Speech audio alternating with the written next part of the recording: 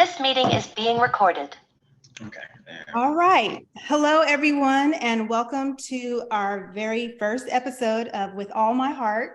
I am Camille Cannon, and on today's show, we have the pleasure of getting to know Mr. Ian Hill, who is one of those awesome lenders that gets out there and hustles to help people fund their dream home. He's a lender with Mortgage Matters, and he's here to share his time with us. So, Mr. Ian, please tell me why you became a mortgage lender and why do mortgages matter? Man. So I became a mortgage lender because I understood that there was a lack of education, I think, when it comes to attaining a house. It's one of those things that, like, they say wasn't taught in high school. Well, it's definitely one of those things. Everybody has, or most people have, the dream of home ownership. It's part of that American dream, but it's not something that everyone is taught. I had to learn it on my own. My family didn't really even know much about mortgages or the process of owning a home. And so I took it as a challenge, to learn as much as I could about the industry so that I can help people attain that American dream. Whenever I was, how old was I? I probably was around like 17, 18. And my mom actually had to go through foreclosure. We had our grandmother's home. And we took over the mortgage payments for it, and we ended up losing it. We had some financial issues, and we ended up losing it. And so as I got older, I moved to Dallas about 5-6 years ago, and I started learning about investing. I started learning about real estate in general, and it just dawned on me, there's so much about real estate that I don't know. And had I known at that point, there would have been a lot of different options we would have had in order to alleviate that situation. But as I grew, I kind of just made it my duty and my goal to educate, to teach people and help whoever needed help in the process of attaining a home. Okay, great. That's awesome. So like me, you want to help people. I said that exactly. Nail on the head. So tell me something, what is your most memorable experience you've had so far with I would say the most memorable experience would probably be the one when I realized, even though I didn't get the end result, I kept my integrity. So at one of the last places I worked, I ran into a situation where I had a lady who was trying to do a cash out refinance. And she was wanting to basically take out equity that she had in her home and use the cash for whatever she needed, to do.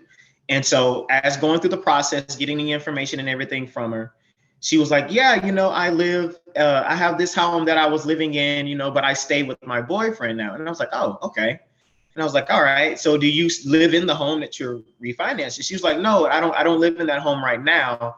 I have someone staying in the home. And I was like, okay.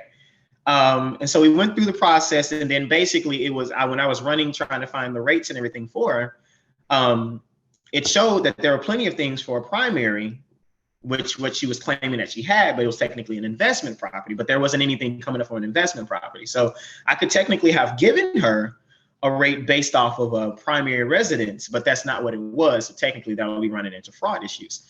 And so I was like, okay, let me figure out something real quick. So I kind of paused. I told her I'll be right back. And I asked one of the more senior loan officers, I was like, hey, so this is the situation I'm in.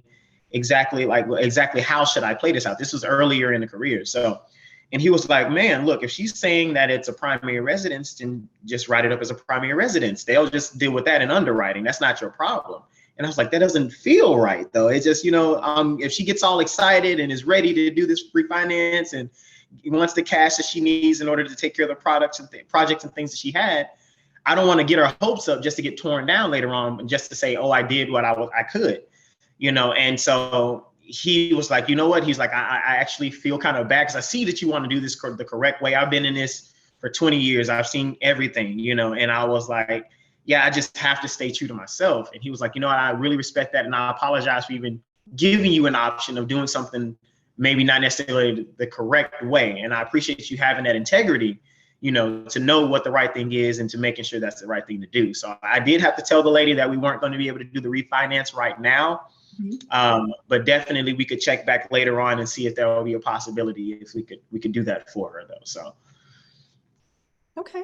Well, that I see. Yeah, it's part of the industry. I think that's probably one of the hardest parts though, is telling people that they can't get a mortgage right now. That kind of thing. Not everybody's ready at that moment. Exactly. Whether it's income or anything like that, but I do whatever I can to at least let them know what the problem is and try to help them to get on the path to alleviate the problem so that we can later on in the future be able to get them that mortgage if they can't at the moment. So. All right, I'm gonna have a little fun with this. Okay. So what are some of your favorite things to do? Favorite things to do? Oh man. So me and my girlfriend got really heavy into boxing actually. Oh wow. So yeah. So I wanted something that, that her and I both had never done before. And that we kind of do together. So it's something that we could grow together while doing. So we've been doing that for about 2 years now. She's dinged me up a couple times, but I love it. I love the fact of knowing that she gets into it as well though. But I love fishing. I love hiking. Right out of high school, I went to school for culinary arts. So I love to cook. Comes right along with loving to eat, but but yeah, I'll say those are like some. That's a good segue into what are some of your favorite restaurants? Do you have any in the Las Colinas area that you can? So the funny thing is, I've been in Las Colinas area for maybe like 4 or 5 months, but me and my girl are like homebodies, so we don't really go out a lot. I do a little bit more now as far as like, especially with networking and meeting people. But when I first moved here, I didn't really go out a lot. As far as Dallas in general, though, we love pizza. So one of our favorite places is Social Pie, which is off of Inwood and Maple. Okay. We love hamburgers as well. There's another place off of Maple as well called Maple and Motor. They have amazing hamburgers. And I think Guy Fiero, I can't remember. But he's like a guy who goes around, tries different restaurants and things like that. He's a chef as well. And I think he's actually been there as well, too. But yeah, those are some pretty good places. Good.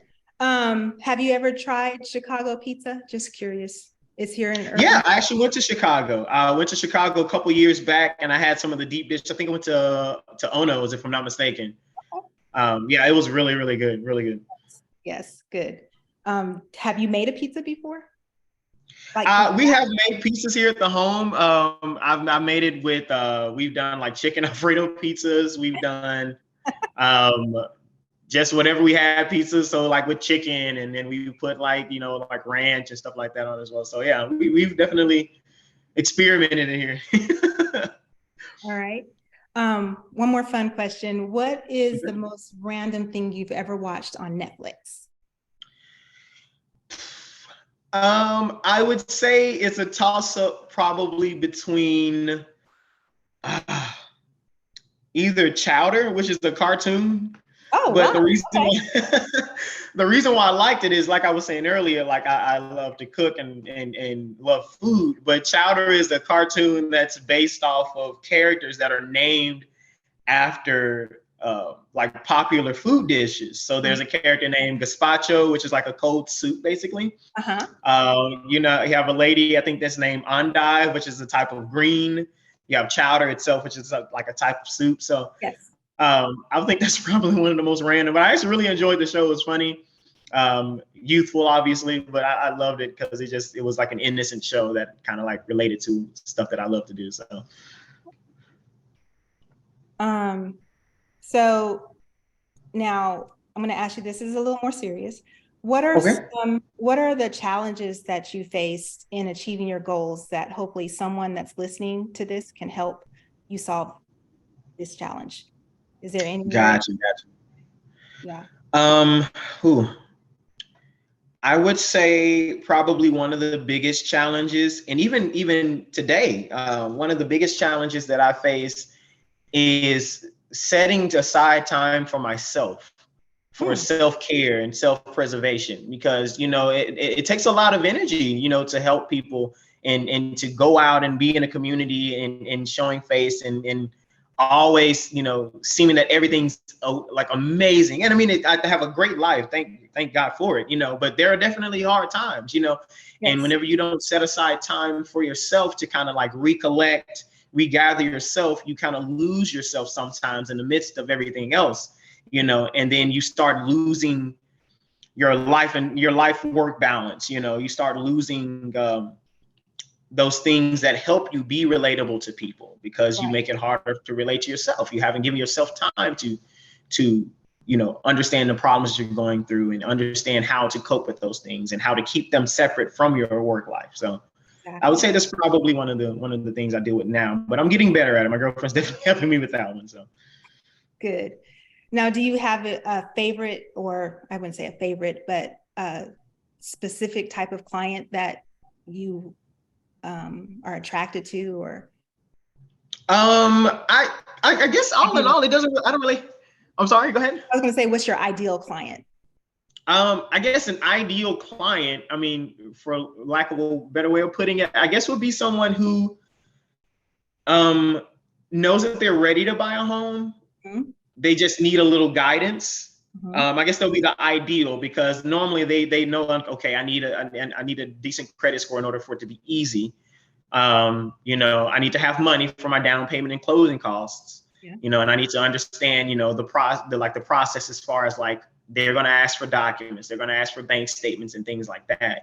I guess those would be the ideal client, but I'm willing to help anyone. I know everybody does not know that process or know what all it takes in order to get a mortgage. So, but I would say that would probably be the ideal. Okay. You have any pet peeves? Pet peeves? I guess one pet peeve would be the famous question, what's my rate?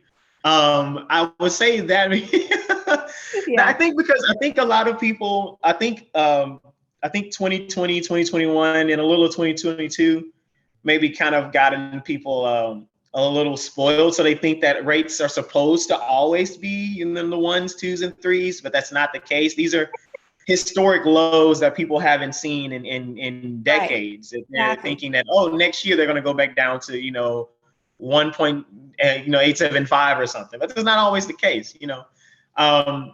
Interest rates are very, like they fluctuate, especially depending on different situations. So if you have a lower credit score, and not that much money in reserves, it can make it harder to be able to kind of qualify for a loan, but there are programs and things that we can look into, like FHA. FHA goes all the way down to 500 credit score,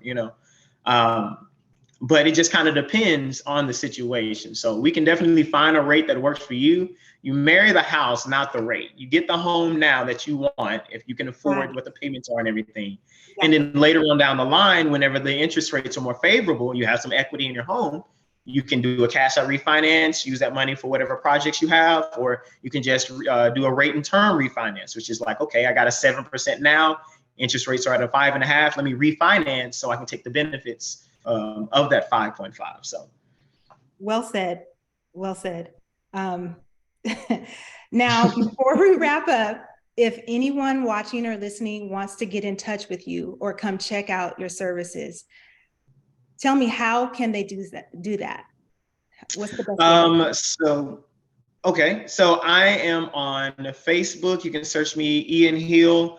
I am also, you can reach me at my email. It's going to be at ian.hill, HILL, at mortgage, or just abbreviation at MTG Matters, MATTERS.com.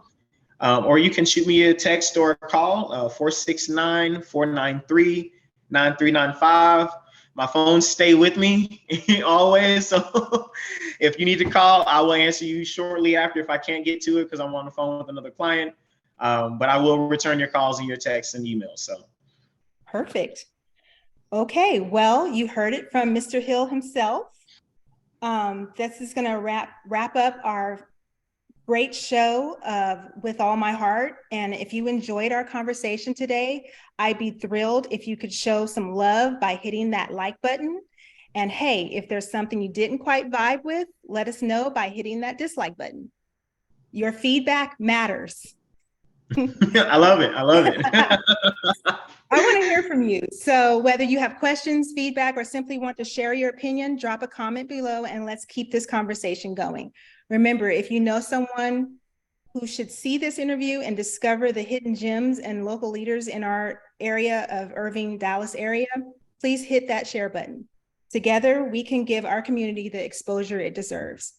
Now, and if you don't want to miss an episode, feel the intriguing local business owners like today's guest, make sure to subscribe to the show and click the bell notification icon. I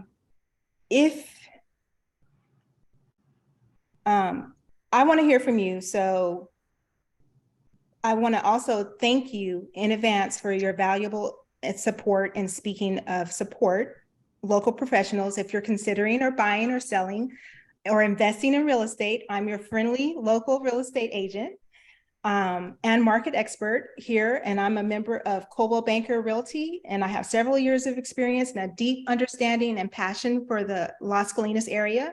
I can guide you towards your home and negotiate better deals for you. This meeting is being recorded. So if you're ready to make a move or simply just want to chat about real estate, reach out to me via email at CamilleCannonRealtor@gmail.com or my phone number 214-952-3311, my website, CamilleCannonRealtor.com, or any other social media website for Camille Cannon. I'd love to help you make money through real estate and upgrade your living situation. Once again, thank you for being here. Take care, and I'm love to help you with all my heart. Thank you. Thank you.